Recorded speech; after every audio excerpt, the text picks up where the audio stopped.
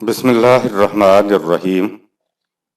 مطالبہ الفرقان، سورہ النجم، مکی، نمبر 53۔ قرآن مجید کی تفسیر خود قرآن مجید سے از علامہ غلام احمد پرویز صاحب، اخذ و تلخیص محمد اکبر دیکشت بھاردواج، نظر ثانی ڈاکٹر انعام الحق۔ سورہ النجم، آیت نمبر 18۔ لقد رأى من آيات ربه الكبرى۔ اس طرح اس رسول نے اپنے رب کی انقلاب انگیز نشانیوں کا مشاہدہ کیا۔ قرآن کو اس لیے قیامت تک کے لیے محفوظ کیا گیا تاکہ انسان آیات الکبریٰ کا مشاہدہ کر سکے۔ لقد رأى من آیات ربہ الکبریٰ، سورہ 53 آیت نمبر 18۔ اس نے مقام حیرت پر اپنے نشو و نما دینے والے کی آیات کبریٰ، عظیم نشانیوں کو دیکھا، یعنی نبی نے اپنی آنکھوں سے دیکھا کہ آیات اللہ کے مطابق زندگی بسر کی جائے تو ان کے پیچھے کیسا عظیم انقلاب پوشیدہ ہے، جس سے ملوکیت، سرمایہ داری اور مذہبی پیشوائیت اور ان کی مستبد قوتیں سرنگوں ہو جائیں گی، اور انسان کو ان تمام زنجیروں سے حقیقی آزادی حاصل ہو جائے گی۔ سورہ 17 آیت 1، سورہ 20 آیات 23 تا 24، سورہ 7 آیت نمبر 156۔ آیات اللہ کے مطابق زندگی بسر کی جائے تو آیات کے اندر پوشیدہ نتائج مشہود ہو کر سامنے آ جاتے ہیں۔ اگر آیات پر عمل نہ کیا جائے تو آیات اللہ تو رہیں گے لیکن ان کے اندر پوشیدہ نتائج سامنے نہیں آئیں گے۔ حضرت موسیٰ علیہ السلام کو اللہ نے تنذیر و تبشیر پر مبنی آیات عطا فرمائی تاکہ لے نوریہ کا من آیاتنا الکبریٰ، سورہ 20 آیت نمبر 30، تاکہ تمہیں آیات الکبریٰ دکھائی جائیں، لیکن فرعون کی حکومت میں آیات پر عمل درآمد نہیں ہو سکتا تھا تو آیات الکبریٰ کیسے مشہود ہو کر سامنے آتی۔ فرعون سے نجات پانے کے بعد بنی اسرائیل وادی سینا چلے گئے اور وہاں ایک نظام تشکیل دے کر آیات اللہ پر عمل درآمد کیا تو انقلاب انگیز اور خوشگوار نتائج سامنے آ گئے۔ مکہ میں آیات اللہ کا کوئی نتیجہ برآمد نہ ہوا، لیکن مدینہ میں نظام کے تشکیل کے بعد نظام کے تحت آیات اللہ پر عمل درآمد کا نتیجہ تاریخ کے سامنے ہے۔ آیات اللہ پر عمل درآمد سے جو نتائج مشہود ہو کر سامنے آتے ہیں وہ آیات الکبریٰ ہوتے ہیں۔ آیت نمبر 19۔ أَفَرَأَيْتُمُ اللَّاتَ وَالْعُزَّىٰ۔ کیا تم نے اس پر بھی غور کیا ہے کہ دین اور دین کو پیش کرنے والے کے مقابلے میں لات اور عزا؟ آیت نمبر 20۔ وَمَنَاةَ الثَّالِثَةَ الْأُخْرَىٰ۔ اور تیسری منات جو ان کے عقیدے کے مطابق درجہ کے اعتبار سے دوسری ہے، ان کی حقیقت کیا ہے؟ مقام نبوت انسان کی معراج ہے، جبکہ بتوں کی پوجا کرنا انسان کی پستی ہے۔ قرآن کریم نے اپنے اعجازی انداز میں جو مقام نبوت کا اوپر تعارف کرایا ہے وہ ہمارے الفاظ میں بیان ہی نہیں ہو سکتا۔ یہ مقام نبوت اتنی بلندیوں پر ہے بلکہ عرش بوس ہے کہ انسانی ذہن یا شعور آسمان کو چھونے لگ جاتا ہے اور اس کو ہم آج بھی اچھی طرح سمجھ نہیں سکتے۔ بلندی کے اس بیان کے فوراً بعد انسان کی پستیوں یعنی قریش کے بتوں کا ذکر آ گیا ہے کہ دونوں کے مقابل سے معلوم ہو جائے کہ یہ مقام نبوت کیا ہے اور تم کس مقام پر ہو۔ ان آیات میں لات اور عزا اور ان کے تیسرے ساتھی منات کا ذکر آیا ہے۔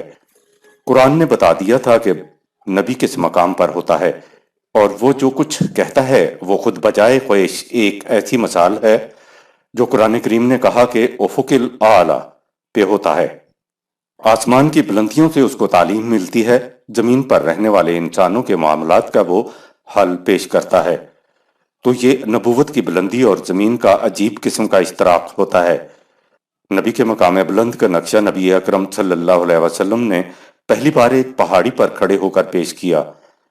کہا کہ اگر میں تم سے کہوں کہ اس پہاڑ کی دوسری طرف ایک بہت بڑا لشکر ہے جو تم پر حملہ آور ہونا چاہتا ہے تو کیا تم تسلیم کرو گے؟ انہوں نے کہا کہ ہم اس لیے تسلیم کریں گے، آپ کی زندگی مثالی ہے آپ نے ساری عمر کبھی جھوٹ نہیں بولا، تو اب کیوں جھوٹ بولیں گے؟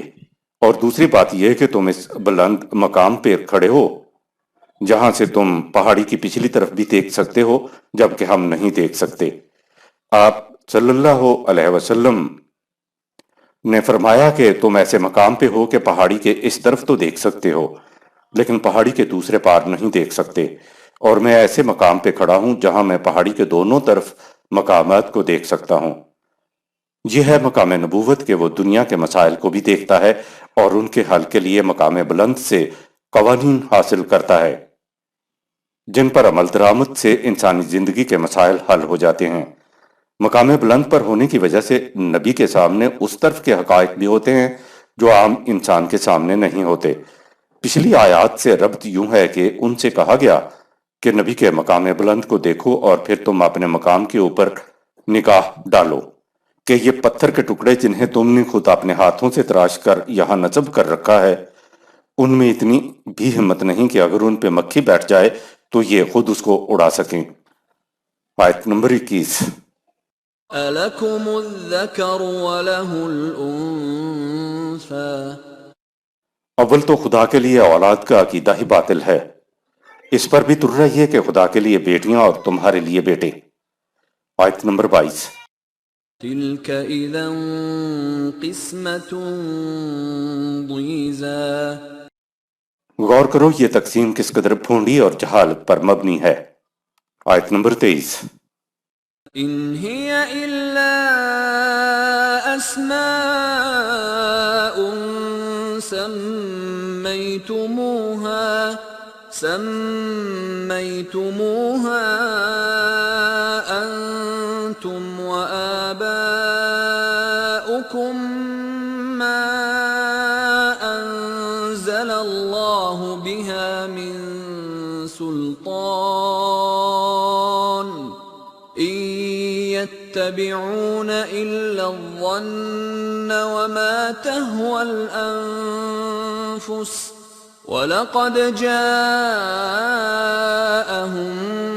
مِّن رَّبِّهِمُ الْهُدَىٰ۔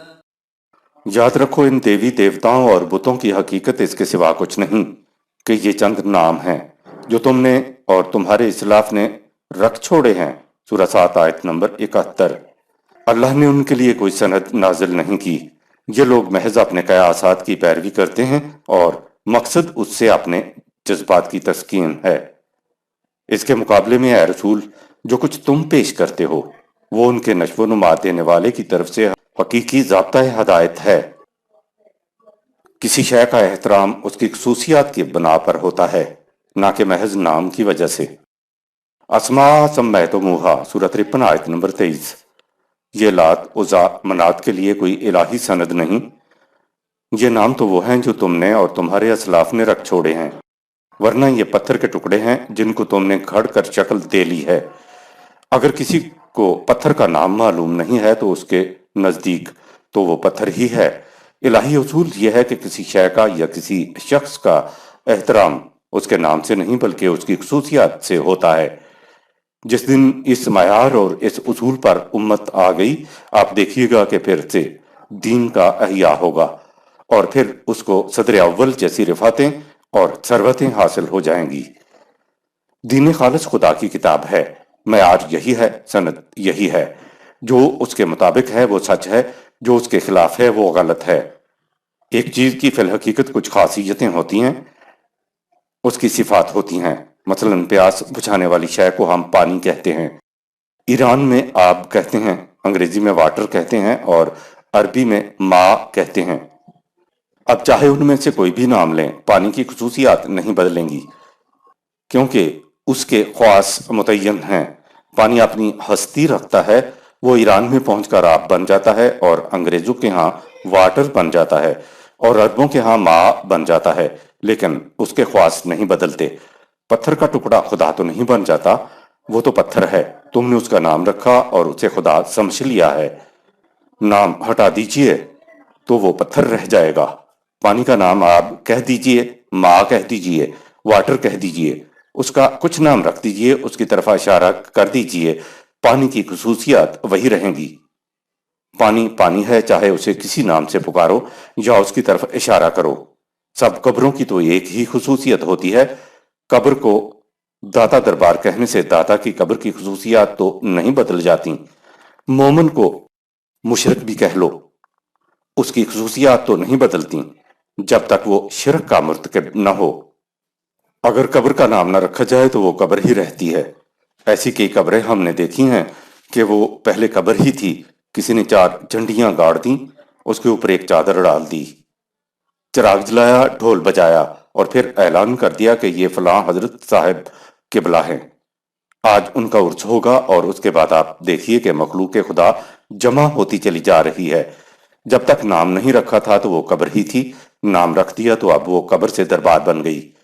مولانا احمد علی مرحوم نے یہ انکشاف کیا تھا کہ یہ جو داتا صاحب کا مزار ہے، حقیقت میں داتا صاحب یہاں دفن ہی نہیں ہیں، ان کی قبر تو قلعے کے اندر ہے، لیکن اس بات کو دبا دیا گیا، کیونکہ اگر یہ مشہور ہو جائے کہ یہاں داتا صاحب دفن ہی نہیں تو یہ دربار سے صرف قبر بن کے رہ جائے گی۔ قبر کو صرف نام دیجئے، ساری عظمتیں اس میں آ جائیں گی۔ کہا کہ جن کو تم خدا بنائے بیٹھے ہو، جب تم نے ان کا نام نہیں رکھا تھا تو یہ پتھر تھے، قبریں تھیں، اگر نام ہٹا دیا جائے تو یہ پتھر ہیں، قبریں ہیں۔ پھول پھول رہتا ہے چاہے اسے کسی نام سے پکارا جائے۔ پھول اپنی خصوصیات کے ساتھ پھول ہے۔ خدا تعالیٰ کی ذات اپنے ناموں کی صفات سے متعارف ہے، وہ تو کائنات کے وجود سے پہلے بھی خدا تھا اور آخر میں بھی خدا رہے گا۔ خدا کو خدا کی صفات کے ساتھ چاہے کس نام سے پکارا جائے، خدا ہی رہتا ہے۔ سورہ 17 آیت نمبر 110۔ نام کی بات نہیں، خدا تو اپنی ذات میں اپنی صفات کے ساتھ اللہ ہے، وہ تمہارے ناموں کی وجہ سے ایسا نہیں بن سکتا۔ پانی اپنی خصوصیات کے ساتھ پانی ہے، اگر تم پانی کو پانی نہ بھی مانو تب بھی وہ پیاس بجھائے گا۔ ساری دنیا مل کر بھی کہے کہ پانی پیاس نہیں بجھاتا، تب بھی اس میں سے پیاس بجھانے کی صلاحیت ختم نہیں ہوگی۔ کسی کو حضور، جناب اور حضرت جی کہنے سے وہ بنتا ہے، ورنہ وہ فی ذات ہی عام انسان ہوتا ہے۔ کہا إن يتبعون إلا الظن وما تهوى الأنفس سورہ 53 آیت نمبر 23۔ یہ ظن انسانی ذہن کی تراشیدہ چیزیں ہیں، یہ جتنی بھی ہیں یہ کوئی حقیقت نہیں رکھتی۔ ظن اس لیے پیدا ہوتے ہیں کہ ان سے آپ کے جذبات کی تسکین ہوتی ہے۔ پانی ایک حقیقت ہے، یہ ظنی چیز نہیں ہے، یہ ایک حقیقی شے ہے۔ خدا کی پرستش کرنا خالصتاً ایک جذباتی چیز ہے۔ خدا کے تو قوانین کی محکومیت اختیار کرنا ہوتی ہے۔ اگر آپ نے خدا کے قوانین کی اطاعت نہیں کی ہے تو تم نے خدا کو تسلیم ہی نہیں کیا ہے۔ اگر کوئی پیر جی، حضرت جی کہہ دے کہ میں تمہارے ہی جیسا بشر ہوں تو دکانداری ختم ہو جاتی ہے۔ اگر کوئی خدا کو تسلیم کر کے تسبیح کے دانوں کے اوپر اللہ کا نام لے کر گننا شروع کر دے تو اس سے اس کے جذبات کی تسکین ہو جاتی ہے۔ ایسے لوگ اطاعت تو اور خداؤں کی کرتے ہیں اور پرستش اپنے ذہن میں ایک تراشیدہ خدا کی کرتے ہیں جس سے ان کے جذبات کی تسکین ہوتی ہے۔ خدا کو جذباتی طور پر آپ خدا مانتے چلے جائیں تو یہ بھی خدا کا ماننا نہیں ہے۔ خدا کی کتاب کو اپنا حاکم تسلیم کیا جائے تو یہ خدا کو ماننا ہے۔ آیت نمبر 24۔ أم للإنسان ما تمنى دیوی دیوتاؤں اور بتوں کے سامنے ہر شخص اپنی اپنی مرادیں پیش کرتا ہے۔ یہ کس طرح ممکن ہے کہ ہر شخص کی ہر مراد پوری ہو جائے، جبکہ 2 اشخاص ایسی مرادیں لے کر آئیں جو ایک دوسرے سے متضاد ہوں، تو ان دونوں کی مرادیں کس طرح پوری ہو جائیں گی؟ انفرادی زندگی میں ہمیشہ یہی ہوگا کہ افراد کے مفادات ایک دوسرے سے ٹکرائیں گے۔ آیت نمبر 25۔ فللہ الآخرة والأولى اس کے برعکس خدا کا عطا کردہ اجتماعی نظام دنیا و آخرت دونوں کے لیے بہتر ہے۔ اجتماعی نظام خداوندی میں ہر فرد کے پیش نظر نوع انسانی کا کلی مفاد ہوتا ہے، اس لیے اس میں انفرادی مفادات میں تصادم ہوتا ہی نہیں۔ اس اجتماعی نظام کا نتیجہ یہ بھی ہوتا ہے کہ اس میں انسان کو قریبی دنیاوی مفاد بھی حاصل ہو جاتے ہیں اور اس کا مستقبل بھی روشن اور تابناک ہو جاتا ہے۔ آیت نمبر 26۔ وَكَم مِّن ملك في السماوات لا تغني شفاعتهم شيئا إلا من بعد أن يأذن الله لمن يشاء ويرضى۔ انہوں نے کائنات کی مختلف قوتوں کو اپنا معبود بنا رکھا ہے۔ ان سے کہہ دو کہ یہ تمہیں کچھ فائدہ نہیں دے سکتی۔ اگر یہ سمجھ لیں کہ یہ سب دیوی دیوتا ان کے ساتھ ہیں تو بھی انہیں کچھ حاصل نہیں ہو سکتا۔ ان کا کسی کے ساتھ ہونا اسی صورت میں مفید ہو سکتا ہے کہ ان سے خدا کے قانون فطرت کے مطابق کام لیا جائے اور انہیں مشیت کلی پروگرام سے ہم آہنگ رکھا جائے۔ قرآن حکیم کی تعلیم کا ملخص سفارش نہیں، قوانین کی پاسداری ہے۔ عرب کہتے تھے کہ یہ ملائکہ فرشتے خدا کی بیٹیاں ہیں، اس لیے وہ ان کو دیویاں ہی کہتے تھے، دیوتا نہیں کہتے تھے۔ وہ کہتے تھے کہ اگر ان کی معاونت ہمارے ساتھ ہو تو سارے کاروبار صحیح ہو جاتے ہیں۔ وہ تو یہ مانتے تھے کہ خدا کے ہاں یہ ہماری سفارش کر دیں گے۔ ہم مسلمان بھی تو قبر والوں کے متعلق یہی کہتے ہیں کہ ہم انہیں نہیں پوچھتے، ان سے مرادیں نہیں مانگتے، ہم تو ان سے یہ عرض کرتے ہیں کہ ہماری درخواست خدا تک پہنچا دیجئے۔ عرب بھی یہی مانا کرتے تھے۔ ہندو بھی اپنے دیوتاؤں کے متعلق یہی کہتے ہیں۔ کہا جائے کہ تم 32 کروڑ خدا مانتے ہو تو ہندو کہتا ہے بالکل نہیں، برہما تو ایک ہی ہے، یہ تو اس کے ہاں ہماری سفارشیں پہنچاتے ہیں، مرادیں لے کر جاتے ہیں۔ قرآن کریم نے یہ کہہ کر باطل عقیدے کی جڑ کاٹ دی کہ جب میرے بندے میرے متعلق پوچھیں تو ان سے کہہ دو کہ وہ تمہارے ساتھ ہے، تمہاری شہرات سے بھی قریب ہے، تمہارے اور اس کے درمیان کسی وسیلے کی ضرورت نہیں ہے۔ قرآن کریم نے نبی اکرم صلی اللہ علیہ وسلم سے کہلوایا کہ اگر میں بھی خدا کی معصیت کروں تو میں بھی اس کے عذاب سے نہیں بچ سکتا۔ قصہ آدم میں یہ بات آ چکی ہے کہ تمام ملائکہ آدم کے سامنے اطاعت کے لیے سر تسلیم خم ہو گئے تھے۔ گویا خدا نے آدم کے سامنے تمام فطرت کی قوتوں کو مسخر کر کے رکھ دیا تھا اور کہا کہ جاؤ ان کا علم حاصل کرو اور ان سے کام لو۔ شفاعت کے لیے ملاحظہ فرمائیں سورۃ البقرہ کی آیت نمبر 48 کے تحت۔ یہ توہم پرستی ہے کہ ان کو دیوتا اور دیویاں مان کر ان کی پرستش کی جائے اور سمجھا جائے کہ یہ ہماری مدد کرتے ہیں۔ یہ یوں مدد نہیں کرتے، ان کو تم مسخر کر کے اپنے قابو میں لاؤ گے تو یہ مدد کریں گے۔ دیکھتے ہیں کہ بجلی کیسے آپ کی مدد کر رہی ہے، اور اب تو ایٹم کی مدد نے تغیر کی ایک دنیا پیدا کر دی ہے۔ اگر کائناتی قوتوں کو مسخر کر لیا تو یہ تمہاری مدد کریں گے، لیکن ان کے سامنے ہاتھ جوڑ کر کھڑے ہو جاؤ گے تو یہ تمہاری مدد نہیں کریں گے۔ آیت نمبر 27۔ ان الذين لا يؤمنون بالآخرة ليسمون الملائكة تسمية الأنثى۔ جو لوگ مظاہر فطرت کو اپنا معبود بنا کر ان کے عورتوں جیسے نام رکھ لیتے ہیں، وہ وہی ہیں جو خدا کے قانون مکافات اور مستقبل کی زندگی پر یقین نہیں رکھتے۔ مظاہر فطرت کو دیوی یا دیوتا وہی لوگ بناتے ہیں جو آخرت یعنی مکافات عمل پر ایمان نہیں رکھتے۔ اگر آخرت کا ایمان ہوتا تو انہیں یہ یقین ہوتا کہ وہاں اپنے اعمال کا حساب دینا ہے، اور یہ کہ وہاں کسی کی شفاعت اور سفارش نہیں چلے گی۔ ایسی سوچ رکھنے والا شخص اپنے اعمال کی طرف توجہ دے گا جن کا اسے حساب دینا ہے۔ آیت نمبر 28۔ وما لهم به من علم إن يتبعون إلا الظن وإن الظن لا يغني من الحق شيئا۔ ان کا مسلک علم و حقیقت پر مبنی نہیں، محض قیاسات پر مبنی ہے، اور ظاہر ہے کہ حق کے مقابلے میں ظن و قیاس کچھ کام نہیں دے سکتے۔ سورہ 6 آیت 149۔ قرآن حق ہے جبکہ احادیث ظن ہیں۔ ظن و قیاس جہالت کے زمانے میں تو چل سکتے ہیں، لیکن جو ہی انہیں علم و حقیقت کا سامنا کرنا پڑے تو ان کا اثر و تسلط ختم ہو جاتا ہے۔ یہ جو دیوی اور دیوتا بناتے ہیں اور قبروں میں مردے سے مدد کی درخواست کرتے ہیں، انہیں علم کی بارگاہ سے اس کی تائید نہیں ملے گی۔ ظن وہ ہوتا ہے جو حقیقت نہ ہو۔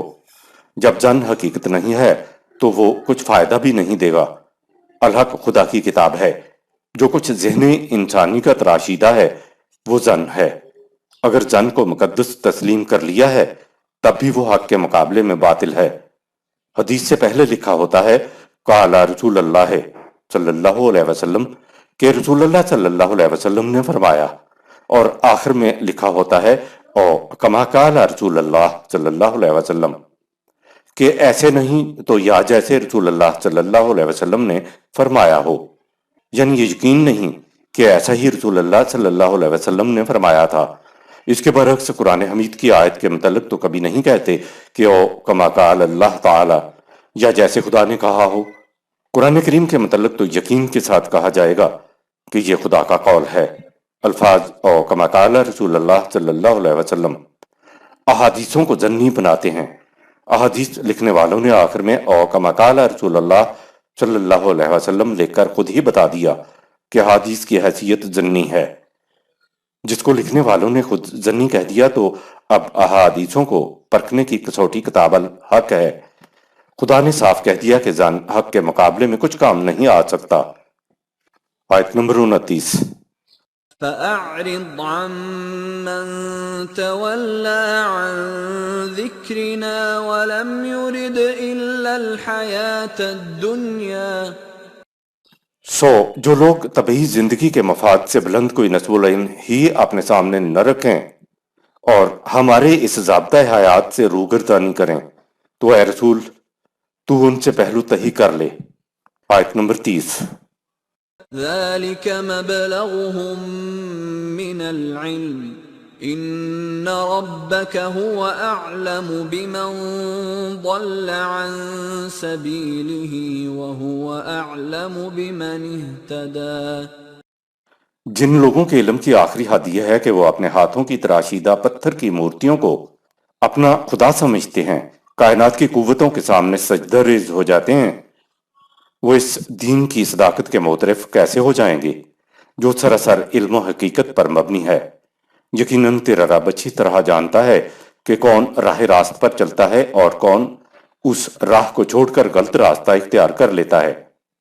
خدا کا علم انسانوں کی حد تک خدا کی کتاب میں ہے، اسی کے مطابق خیر و شر کا فیصلہ ہوگا۔ یقیناً تیرا رب اچھی طرح جانتا ہے کہ کون راہ راست پر چلتا ہے اور کون اس راہ کو چھوڑ کر غلط راستہ اختیار کر لیتا ہے۔ کا مفہوم یہ ہے کہ غلط اور صحیح کا فیصلہ خدا کے علم کے مطابق ہوگا۔ خدا کا علم انسانوں کی حد تک قرآن کریم میں ہے۔ خدا کا علم ہی فیصلہ کرے گا کہ مستقل طور پر کیا صحیح ہے اور کیا غلط ہے۔ یہ معلوم کرنے کے لیے فی الحقیقت صحیح کیا ہے اور غلط کیا ہے، اس کے لیے خدا پر اور خدا کے علم یعنی قرآن پر ایمان لانے کی ضرورت ہے، کیونکہ حق کو باطل کو خدا کے علاوہ اور کوئی بتا نہیں سکتا۔ اسی کا بتایا ہوا شر شر ہے اور اسی کا بتایا ہوا خیر خیر ہے۔ انسان خدا اور اس کے علم قرآن کو تسلیم کرے گا تو اس کو فی نفس ہی خیر و شر کا علم حاصل ہو جائے گا۔ اگر خدا کے بتائے ہوئے خیر کو خیر اور شر کو شر نہ مانا جائے تو خدا کے ماننے کا کوئی فائدہ نہیں ہے۔ خدا کو حقیقی طور پر ماننے والے تو بہت کم ملیں گے، لیکن ماننے والے بہت ملیں گے۔ قرآن خدا کے متعلق اس کی صفات کی روح سے جو تصور پیش کرتا ہے اس کے مطابق مانا جائے تو یہ خدا کو ماننا ہے، ورنہ نہیں۔ ساری بات یہ ہے کہ خدا کے بتائے ہوئے کے مطابق عمل کیا جائے تو میرے لیے دنیا و آخرت میں نتیجہ اچھا ہوگا، اور اس کے خلاف کروں تو نتیجہ میرے لیے برا ہوگا۔ آیت نمبر 31۔ وَلِلَّهِ مَا فِي السَّمَاوَاتِ وَمَا فِي الْأَرْضِ لِيَجْزِيَ الَّذِينَ أَسَاءُوا بِمَا عَمِلُوا وَيَجْزِيَ الَّذِينَ أَحْسَنُوا بِالْحُسْنَى۔ کائنات کی پستیوں اور بلندیوں میں ساری مشینری اس مقصد کے لیے سرگرم عمل ہے کہ جو زندگی میں ناہمواریاں پیدا کرتے ہیں ان کے اعمال کا ناہمواریوں کی نسبت سے نتیجہ مرتب کرے، اور جو لوگ حسن کارانہ انداز سے زندگی بسر کریں ان کے اعمال خوشگوار نتائج پیدا کریں۔ سورہ 11 آیت نمبر 7، سورہ 45 آیت نمبر 22، آیت نمبر 32۔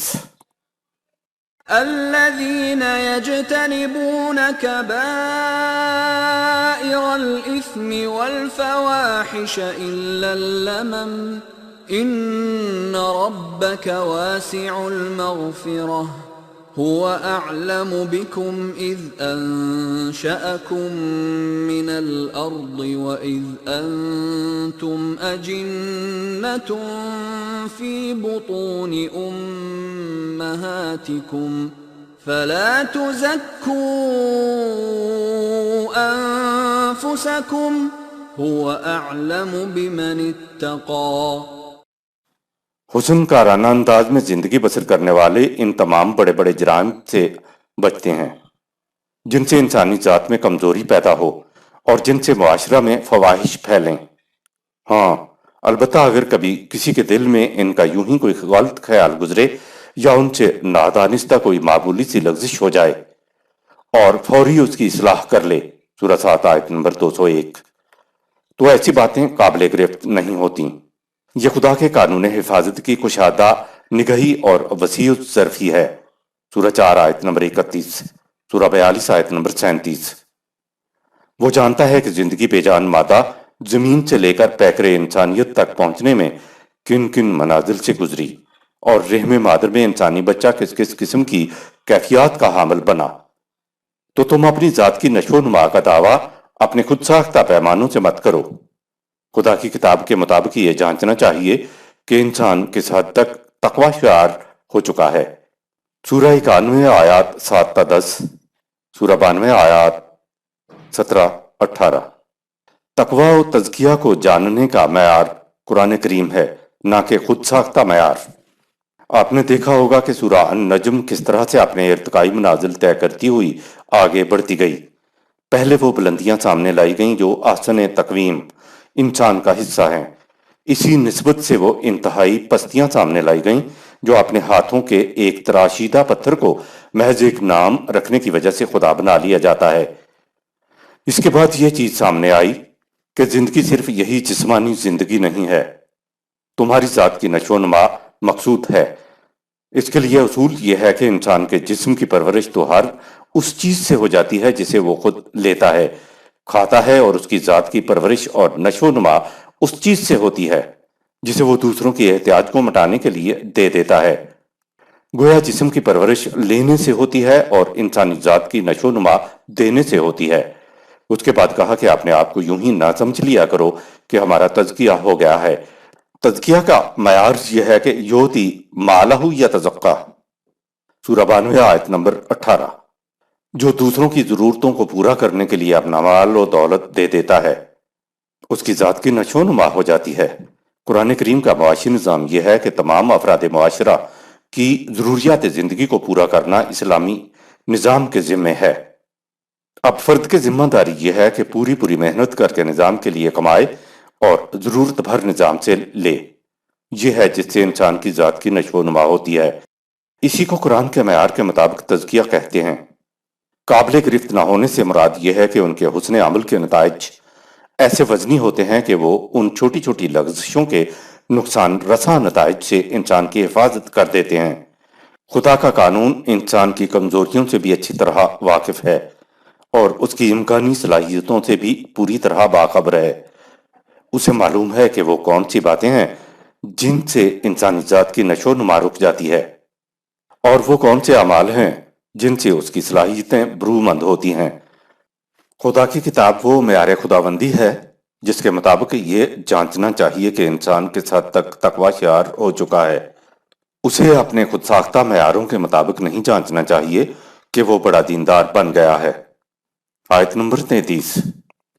أَفَرَأَيْتَ الَّذِي تَوَلَّى، تم ایسے لوگوں کو بھی دیکھو گے جو ربوبیت عامہ کے لیے دینے سے روگردانی کرتے ہیں، یعنی اسلام کے نظام ربوبیت سے گریز کی راہیں نکالتے ہیں، جس سے ان کی ذات کی نشو و نما نہیں ہونے پاتی۔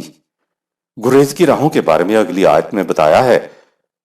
اندازہ لگائیے کہ یہ نزول قرآن حکیم کے زمانے کی آیت ہے۔ نبی اکرم صلی اللہ علیہ وسلم پر یہ اس دور میں نازل ہوئی جب یہ نظام متمکن تھا، چونکہ یہ خدایا خبیر و علیم کی طرف سے نازل کردہ وحی تھی۔ قیامت تک کے حالات خدا کے سامنے تھے، تو قرآن حکیم نے ساتھ ہی ذکر کر دیا کہ آؤ تمہیں بتائیں کہ پھر یہ کس طرح سے اس نظام سے پھر جاتے ہیں۔ یہ ان لوگوں کا ذکر ہے جو نظام کے قائم ہونے کے بعد اس سے پھر گئے۔ آیت نمبر 34۔ وَأَعْطَى قَلِيلًا وَأَكْدَى، اور ان کو بھی دیکھو گے جو تھوڑا دیتے ہیں اور پھر رک جاتے ہیں۔ اقدا کا مادہ کاف دال یہ ہے۔ القدیہ تو بڑی سخت چٹان یا سخت زمین کو کہتے ہیں۔ اقدا فی الحافرو کے معنی ہے زمین کو کھودنے والا اس مقام پہ جا پہنچا جہاں سخت زمین یا چٹان آ گئی اور وہ مزید کھدائی سے رک گیا۔ تاج العروس ابن فارس کے مطابق وَآتَى قَلِيلًا وَأَقْدَى سورہ 53 آیت نمبر 34 کے معنی ہے کہ وہ تھوڑا سا دیتا ہے اور پھر پتھر کی طرح سخت ہو جاتا ہے۔ یوتی مالہ اسلام ہے اور اس سے تولا اسلام سے گریز کی راہ ہے۔ یہ جانچنے کے لیے کہ انسانی ذات کی کس حد تک نشو و نما ہو چکی ہے۔ بنیادی پیمانہ یہ ہے کہ انسان دوسروں کی نشو و نما کے لیے کس قدر دیتا ہے۔ بعض تو ربوبیت عامہ کے لیے بالکل نہیں دیتے، بعض دیتے بھی ہیں تو تھوڑا سا دیتے ہیں، اور تھوڑا دینے کے بعد وہ پتھر کی مانند سخت ہو جاتے ہیں، اور پھر اپنے اعمال کو اپنے خود ساختہ معیاروں کے مطابق ماپ کر بذہن خواہش سمجھتے ہیں کہ وہ بڑے اللہ والے بن چکے ہیں۔ اسلام کا معاشی نظام تو یہ ہے کہ اپنا پورے کا پورا مال دوسروں کی ضرورتوں کے لیے دے دیا جائے۔ پورے کا پورا دینے کی بجائے تھوڑا دینے کی وجہ سے ان کے بارے میں کہا کہ یہ اسلامی نظام سے پھر گئے۔ ایسے لوگوں نے یہ نہیں کہا کہ ہم قرآن حمید کو نہیں مانتے، ہم اسلام کو نہیں مانتے۔ قرآن کہہ یہ رہا ہے کہ انہوں نے ایک نیا اسلام ایجاد کر لیا جس میں یہ ضرورت مندوں کو بھیک کے طور پر تھوڑا سا دیتے ہیں اور اس کے بعد باقی اپنا مال لے کر ایسے ہو گئے جیسے پتھر کی چٹان ہوتی ہے، اس میں سے ایک قطرہ بھی پانی کا نہیں نکلتا۔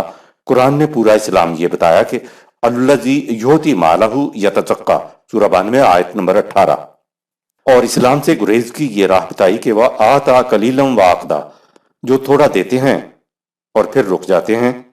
ایک لفظ تولا سورہ 53 آیت نمبر 33 میں آج کا مروجہ اسلام آ گیا ہے، اور آتا قلیلا سورہ 53 آیت نمبر 34 میں آج کے مسلمانوں کی حالت آ گئی ہے کہ 2.5% دے کر باقی سب حلال۔ قرآن میں ہے کہ والذین ینکزون الذھب والفضة ولا ينفقونها فی سبیل اللہ فبشرہم بعذاب علیم سورہ 9 آیت نمبر 34۔ اس آیت میں الفاظ ولا ينفقونها سورہ 9 آیت 34 پورے مال کے لیے ہیں۔ سورہ توبہ میں آگے ہے کہ یوم یحمى علیہا فی نار جہنم فتقوی بہا جباہہم وجنوبہم وظہورہم ھذا ما کنزتم لانفسکم سورہ 9 آیت نمبر 35۔ ایک دن آئے گا جب ان کی جمع کردہ دولت بڑھ کر دہکائی ہوئی آگ بن جائے گی، پھر اس آگ سے ان کی پیشانیوں، ان کے پہلوؤں اور ان کی پیٹھوں کو دار کیا جائے گا، اور کہا جائے گا کہ یہ ہے وہ جو تم نے تنہا اپنے لیے ذخیرہ کیا تھا، تو اب اپنی جمع کردہ دولت کے برے خمیازے کو بھگتو۔ یہ آیت سارے کے سارے مال و دولت کے متعلق ہے کہ یہ جمع کرتے ہیں اور اپنی ذات کے لیے رکھتے ہیں اور اس کو نوع انسانی کی منفعت کے لیے کھلا نہیں چھوڑتے۔ اسلامی نظام کے بارے میں ایک اور جگہ آیا ہے کہ یسألونک ماذا ینفقون قل العفو سورہ 2 آیت نمبر 219۔ پوچھتے ہیں کہ اپنی کمائی میں سے ہم کتنا دوسروں کی ضرورت کے لیے دیتے ہیں۔ کہا جتنا تمہاری اپنی ضرورت سے زائد ہے وہ سب کا سب نظام کو دو۔ تمہاری ضرورت مملکت کی طرف سے پوری ہو رہی ہے تو زائدہ ضرورت اپنے پاس رکھنے کی کیا ضرورت ہے؟ یہ اسلام کا معاشی نظام ہے۔ آیت نمبر 35۔ أعنده علم الغیب فهو یرا، کیا ایسے لوگوں کے پاس کوئی غیب کا علم ہے جس سے انہوں نے دیکھ لیا ہے؟ آتا قلیلاً والا نظام صحیح ہے۔ آیت نمبر 36۔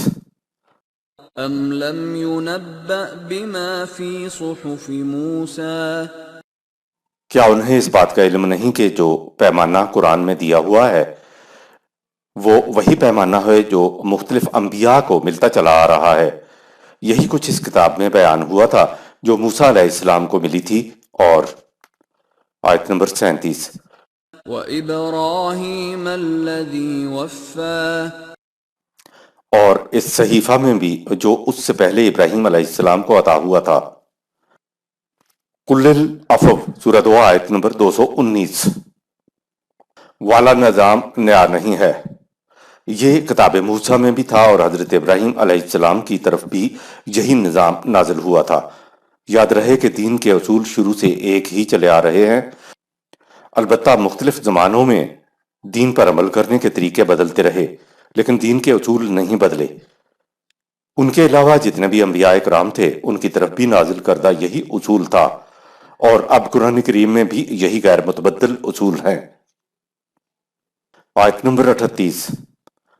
أَلَّا تَزِرُ وَازِرَةٌ وِزْرَ أُخْرَى، اصول یہ بھی تھا کہ کوئی بوجھ اٹھانے والا کسی دوسرے کا بوجھ نہیں اٹھائے گا، اور یہی اب قرآن میں ہے۔ آیت نمبر 39۔ وَأَن لَّيْسَ لِلْإِنسَانِ إِلَّا مَا سَعَىٰ، دوسرا اصول یہ تھا کہ انسان کو وہی نتائج مل سکیں گے جن کے لیے اس نے محنت اور کوشش کی ہوگی، اور یہی اصول اب قرآن میں ہے۔ قرآن کے معاشی نظام کی بنیاد اس پہ ہے کہ صلہ یا معاوضہ محنت کا ہے، سرمایہ کا نہیں ہے۔ کہا لیسا للانسان الا ما سعی سورہ 53 آیت نمبر 39۔ انسان اس کا حقدار ہے جس کے لیے اس نے محنت کی، تو معاوضہ محنت کا ہے، سرمایہ کا نہیں ہے۔ دوسرا اصول بتایا کہ اللہ تزر وازرۃ وزر اخری سورہ 53 آیت نمبر 38۔ کوئی بوجھ اٹھانے والا دوسرے کا بوجھ نہیں اٹھائے گا۔ آیت نمبر 40۔ وَأَنَّ سَعْيَهُ سَوْفَ يُرَىٰ، تیسرا اصول و پیمانہ یہ تھا کہ کسی کی محنت رائے گاں نہیں جائے گی، اس کا نتیجہ یقیناً سامنے آ کر رہے گا، اور یہی اب قرآن میں ہے۔ قرآن کریم کا تعلق ہماری دنیاوی زندگی سنوارنے سے، جس سے اخروی زندگی بھی سنور جاتی ہے۔ قرآن کا نظام ہوگا تو اس میں وَالْأَمْرُ يَوْمَئِذٍ لِلَّهِ سورہ 82 آیت نمبر 19۔ تمام امور کا فیصلہ قوانین خداوندی کے مطابق ہوگا، اس لیے ہر محنت کرنے والا اپنی محنت کے محاصل کو اپنے سامنے دیکھ لے گا۔ یہ قیامت کے دن نہیں ہوگا۔ سوفا سورہ 53 آیت نمبر 40۔ کہہ کر بتا دیا کہ اسی دنیا میں اس کی محنت کا نتیجہ سامنے آ جائے گا۔ اگر قرآنی نظام نہیں ہوگا تو محنت کوئی کرے گا اور اس کا معاوضہ کوئی اور لے جائے گا۔ اخروی قیامت کی خصوصیت یہ ہے کہ وہاں خدا کا قانون چلے گا اور اعمال کے نتائج بھی قوانین خداوندی کے مطابق برآمد ہوں گے۔ اگر انسان اس دنیا میں ایسا نظام قائم کر لے جہاں انسان کی بجائے خدا کا قانون چلے تو خدا کے قوانین کے نتائج دنیا و آخرت میں یکساں برآمد ہوں گے۔ اگر یہ سمجھا جائے کہ اعمال کے نتائج اخروی زندگی میں نکلیں گے تو کیا یہاں باطل کا ہی نظام چلے گا اور سارا سلسلہ رشد و ہدایت پھر کس کام کا؟ آخرت میں خدا اپنے قوانین کو چلائے گا اور دنیا میں انسان کا فریضہ ہے کہ خدا کے قوانین کو انسانی دنیا میں چلائے۔ اگر انسان ایسا کر لے تو نہ تو کسی کی سفارش چلے گی اور نہ ہی کفارہ ادا کر کے چھوٹا جا سکے گا۔ حضرت موسیٰ علیہ السلام کے قصے کو سامنے لائیے، جہاں فرعون سے نجات کے بعد حضرت موسیٰ علیہ السلام نے نظام خداوندی قائم کیا اور اس کا مقصد بتایا کہ لے تجزی کل نفس بما تسعی سورہ 20 آیت نمبر 15، تاکہ ہر شخص کو اس کی محنت کا صحیح معاوضہ مل جائے۔ تو محنت کا معاوضہ یہاں ملنے کی بات ہے۔ اس قسم کی آیات کا تعلق صرف اخروی قیامت سے جوڑنا قرآن کریم میں تحریف ہے۔ لوگوں کو یہ بتانا کہ بھئی یہاں تو کچھ نہیں ہوگا، آخرت میں تمہیں انصاف ملے گا۔ یہ کیوں نہیں بتایا جاتا ہے کہ اس دنیا میں نظام خداوندی ایسے نتائج برآمد کرتا ہے کہ کوئی کسی کی محنت کا استحصال نہ کرے، کوئی کسی کو دبا کر نہ رکھے، کوئی کسی کا بوجھ نہ اٹھائے، کوئی کسی پر ظلم نہ کرے، کوئی کسی کے اوپر جبر نہ کرے، کوئی کسی کی محنت کو ہضم نہیں کرے، ہر کسی کو اس کی محنت کا معاوضہ پورا پورا مل جائے۔ یہ سب کچھ یہاں ہو سکتا ہے بشرط کہ انسان اپنے معاشرے میں نظام خداوندی قائم کر لے اور پھر نظام کے احکام کے مطابق زندگی بسر کرے۔ اگر خدا کے قوانین کے مطابق زندگی بسر نہ کی جائے تو پھر یہاں ہر قسم کی دھاندلی، ہر قسم کا استحصال اور ظلم ہوتا رہے گا۔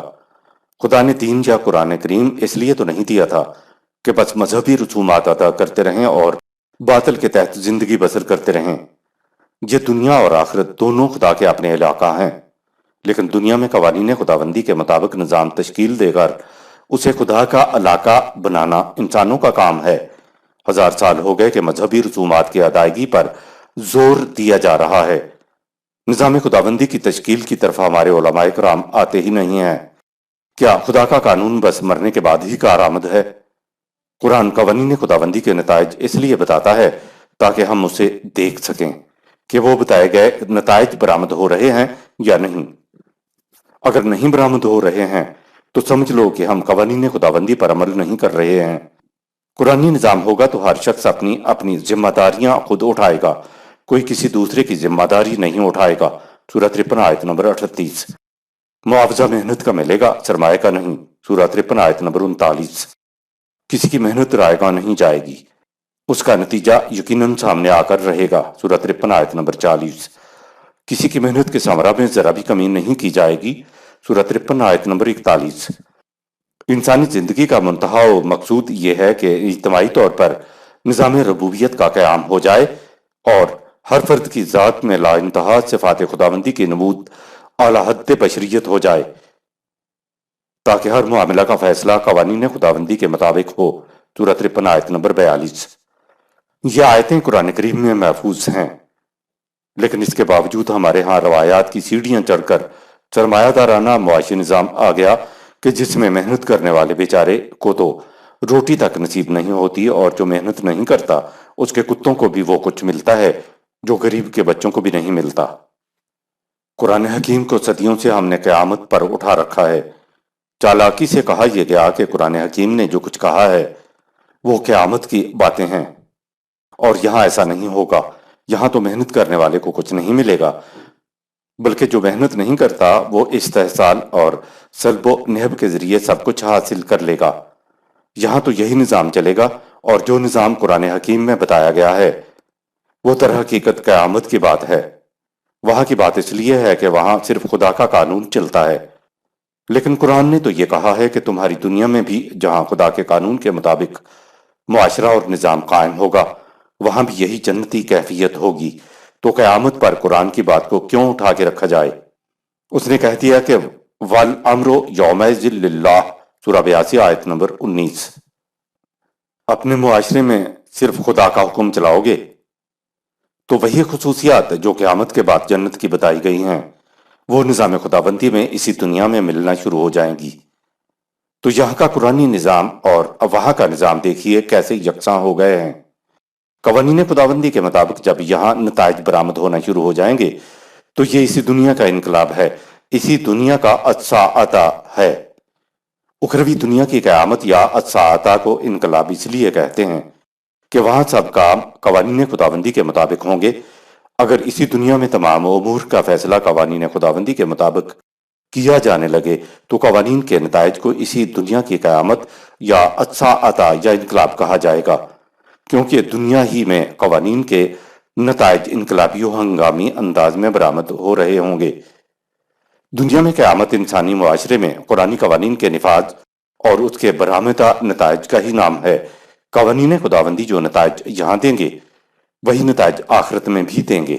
اسی دنیا میں قوانین خداوندی کے نتائج کے لیے دیکھیے سورہ 6 آیت 164، سورہ 6 آیت 166، سورہ 17 آیت 15، سورہ 16 آیت 97 اور سورہ 2 آیات 201 202، سورہ 6 آیت 135، سورہ 39 آیت 39، سورہ 11 آیت 93۔ یہ ایک فریب ہے جو دیا گیا یا کھایا گیا کہ یہاں کچھ نہیں ہوگا۔ خدا کا نظام اگلی زندگی کی بات ہے، وہاں یہ کچھ ہوگا۔ یہ تو اسی دنیا کی بات ہے کہ کوئی کسی محنت کا استحصال اور سلب و نہب نہیں کر سکے گا۔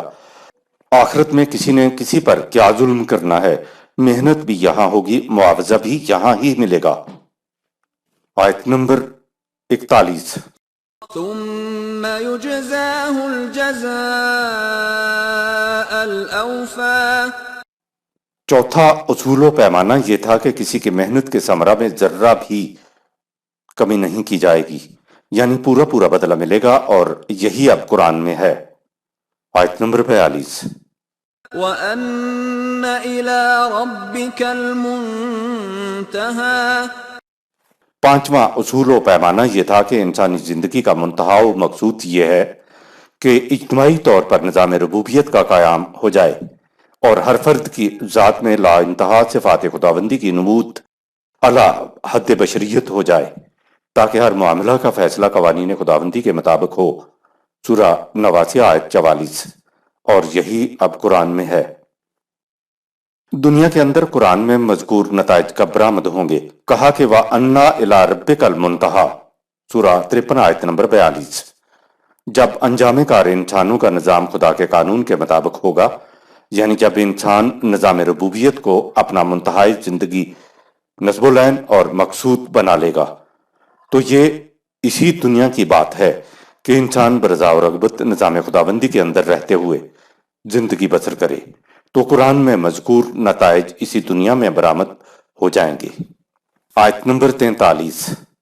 وَأَنَّهُ هُوَ أَضْحَكَ وَأَبْكَى. یہی وہ بنیادی اصول ہیں جن کے مطابق ایک قوم زندگی کی کمکمہ بار فضاؤں میں مسرتوں کے جھولے جھولتی ہے اور ان سے روگردانی کرنے والی قوم زوال و انحطاط کے ماتم قدم سوگوار حیات بن کر خون کے آنسور ہوتی ہے. آیت نمبر 44. وَأَنَّهُ هُوَ أَمَاتَ وَأَحْيَا. جو قوم ان قوانین کے مطابق عمل کرتی ہے زندہ رہتی ہے، اور جو ان کی خلاف ورزی کرتی ہے وہ تباہ ہو جاتی ہے. یہی اصول اقوام کی زندگی اور موت پر بھی لاگو ہوتا ہے. قوم کی موت سے مراد یہ ہے کہ اس کا شمار آگے بڑھ جانے والی زندہ قوموں میں نہیں رہا. آیت نمبر 45. وَأَنَّهُ خَلَقَ الزَّوْجَيْنِ الذَّكَرَ وَالْأُنثَى. اور یاد رکھو اس کے قانون کے مطابق جوڑے کے دونوں فرد پیدا ہوتے ہیں، یعنی نر اور مادہ. خدا نے ایک ہی نفس واحدہ سے نر اور مادہ جوڑے بنائے ہیں اور اس کو پیکر انسانی تک پہنچانے کے لیے ان گنت مراحل سے گزارا، اور پھر نفخ روح کے ذریعے وَأَنَّ عَلَيْهِ النَّشَاطَ الْأُخْرَى سورہ 53 آیت نمبر 47 اسے ابھار کر بالکل مختلف زندگی کی سطح پر لے آئے، یعنی اس کو ذمہ دار مخلوق بنا دیا. آیت نمبر 46. من نطفة اذا تمنى. پیدا کرنے کا قانون یہ ہے کہ جنسی اختلاط کے وقت جب مادہ تولید کی ایک بوند جسے ٹپکا دیا جاتا ہے. آیت نمبر 47. وَأَنَّ عَلَيْهِ النَّشْأَةَ الْأُخْرَى. انسان اور حیوان اس مرحلے میں مشترک ہیں. اس کے بعد خدا اپنی توانائی کا ایک شمع انسان میں ڈال کر اس کی اٹھان ایک اور ہی انداز سے کرتا ہے، جس کی وجہ سے یہ حیوانات سے جدا ایک مخلوق بن جاتا ہے. آیت نمبر 48. وَأَنَّهُ هُوَ أَغْنَى وَأَقْنَى. اور پھر خدا کا کائناتی نظام ربوبیت انسان کی ضروریات کو پورا کرنے کا انتظام اس طرح کرتا ہے کہ وہ بنیادی ضروریات میں کسی دوسرے کا محتاج نہ ہو، اور وہ قانون خداوندی کے مطابق زندگی بسر کرنے والوں کو وہ کچھ دیتا ہے جس سے اسے سکون اور اطمینان حاصل ہو جائے. اقنا تو صرف ضرورت کو پورا کرنے کی بات ہے، لیکن انسان کو اتنا کچھ ملا ہوا ہوتا ہے، اس کے باوجود انسان کی حرص ختم نہیں ہوتی. تو یہ تقاصر سورہ 102 آیات 1 تا 2 ہے جو قبر ہی میں جا کر ختم ہوتی ہے. اقنا کے معنی ہے دل کا سکون و اطمینان.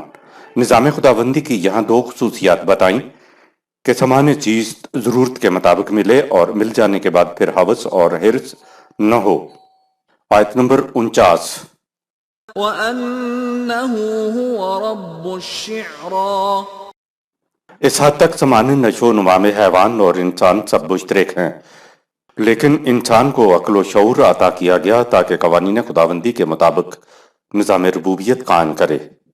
الشعرا ایک ستارے کا نام بھی ہے جس کی پرستش عربوں کا ایک قبیلہ کرتا تھا، لیکن اگر اسے شاعرہ سے مصدر مانا جائے تو اس کے معنی عقل و شعور کے ہوں گے. ہم نے انہی معانی کو ترجیح دی ہے. رب الشعرا شعور کی نشو و نما کرنے والا. صلاحیتیں تو انسان کے اندر ہوتی ہیں، آہستہ آہستہ انسان کے شعور کی نشو و نما ہوتی ہے. یہ وہ ہے جسے اقبال خود ہی کہہ کر پکارتا ہے، یہ اپنی ذات کا شعور ہے، میں کا شعور ہے، میں کیا ہوں۔ آیت نمبر 50۔ وَأَنَّهُ أَهْلَكَ عَادًا الْأُولَى۔ افراد ہوں یا اقوام، موت و حیات کا فیصلہ ہمارے قانون کے مطابق ہوتا ہے، تو ہم نے اپنے قانون مکافات کی روح سے قوم عاد اول کو تباہ کر دیا۔ آیت نمبر 51۔ وَثَمُودَ فَمَا أَبْقَى۔ اسی قانون کی روح سے قوم سمود ہلاک ہوئی اور ان میں کوئی بھی باقی نہ بچا۔ آیت نمبر 52۔ وَقَوْمَ نُوحٍ مِّن قَبْلُ إِنَّهُمْ كَانُوا هُمْ أَظْلَمَ وَأَطْغَىٰ۔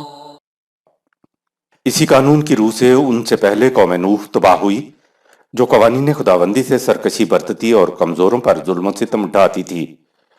ثبوت چاہتے ہو کہ اعمال کا نتیجہ اسی دنیا میں نکلتا ہے تو دیکھو عاد اولا اور عاد ثانیہ سمود قوم نوح کی اجڑی ہوئی بستیوں کو جو باطل نظام اختیار کرنے کی وجہ سے تباہ ہوئیں۔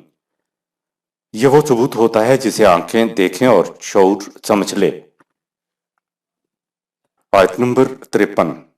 وَالْمُؤْتَفِكَةَ أَهْوَىٰ۔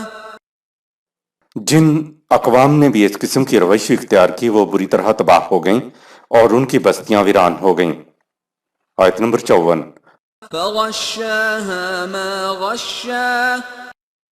یہ تباہی اس طرح ہوئی کہ ان کے اعمال کے فطری نتائج ان پر چاروں طرف سے چھا گئے اور انہیں اپنی لپیٹ میں لے لیا۔ آیت نمبر 55۔ فَبِأَيِّ آلَاءِ رَبِّكَ تَتَمَارَىٰ۔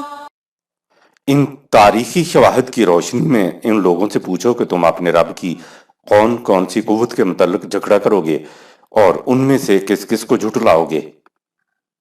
آلائے کے معنی قوت کے ہیں اور آلائے کے معنی نعمت کے بھی ہیں۔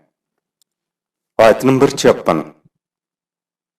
هَذَا نَذِيرٌ مِّنَ النُّذُرِ الْأُولَىٰ۔ تمہارے تباہ کن نتائج سے یہ رسول تمہیں اسی طرح آگاہ کر رہا ہے جس طرح اقوام سابقہ کے رسولوں نے اپنی اپنی قوم کو آگاہ کیا تھا۔ سابقہ اقوام نے رسولوں کی تنذیر کی پرواہ نہ کی تو وہ ہلاک ہو گئیں، یہ پرواہ نہیں کریں گے تو یہ بھی اسی طرح ہلاک ہو جائیں گے۔ آیت نمبر 57۔ أَزِفَتِ الْآزِفَةُ۔ ہلاک ہو جائیں گے کیا، ان کی تو ہلاکت کی گھڑی ان کے سر پر آ پہنچی ہے۔ آیت نمبر 58۔ لَيْسَ لَهَا مِن دُونِ اللَّهِ كَاشِفَةٌ۔ اب اسے دنیا کی کوئی طاقت دور نہیں کر سکتی۔ ہاں اگر یہ اب بھی قانون خداوندی کا اتباع کر لیں تو یہ ان سے ٹل سکتی ہے۔ آیت نمبر 59۔ أَفَمِنْ هَذَا الْحَدِيثِ تَعْجَبُونَ۔ ان سے پوچھو کہ کیا تم اب بھی ان باتوں پر جو تم سے کہی جا رہی ہیں تعجب کرتے ہو اور اس پر یقین نہیں کرتے کہ ایسا ہو کر رہے گا۔ آیت نمبر 60۔ وَتَضْحَكُونَ وَلَا تَبْكُونَ۔ اور ان پر ہنستے ہو حالانکہ اگر ذرا گہرائی سے دیکھو تو تم پر یہ حقیقت واضح ہو جائے گی کہ یہ مقام ہنسنے کا نہیں بلکہ رونے کا ہے۔ آیت نمبر 61۔ وَأَنْتُمْ سَامِدُونَ۔ یہی وجہ ہے کہ تم بدستور سرکشی اختیار کیے جا رہے ہو اور اپنی روش میں تبدیلی نہیں کرتے، تم نے زندگی کو مذاق سمجھ رکھا ہے۔ آیت نمبر 62۔ فَاسْجُدُوا لِلَّهِ وَاعْبُدُوا۔ ایسا نہ کرو، اب بھی وقت ہے کہ تم قوانین خداوندی کے سامنے جھک جاؤ، ان کی اطاعت اختیار کرو تو تباہی سے بچ جاؤ گے۔ جہاں بھی اس قسم کی سجدہ والی آیت آتی ہے تو حاشیہ پہ لکھا ہوتا ہے کہ قرآن شریف کو ایک طرف رکھ دیجئے پھر سجدہ کیجئے اور سجدہ کرنے کے بعد آگے تلاوت جاری رکھیں، اور پھر مسئلہ شروع ہو گیا کہ آیا سجدہ واجب ہے، فرض ہے، دو ہونے چاہیے، ایک ہونا چاہیے، اور یوں سمجھ لیا جاتا ہے کہ فَاسْجُدُوا کی تعمیل ہو گئی۔ یہ بات نہیں ہے، یہاں کہا یہ گیا ہے کہ ایسا نہ کرو، یعنی بدستور سرکشی اختیار نہ کیا رکھو، زندگی کو مذاق نہ سمجھو، اب بھی وقت ہے کہ تم قوانین خداوندی کے سامنے اطاعت کے لیے جھک جاؤ، یوں تم آنے والی تباہی سے بچ جاؤ گے۔ صدق اللہ العظیم۔ یہاں سورہ النجم اختتام پذیر ہوئی۔ شکریہ۔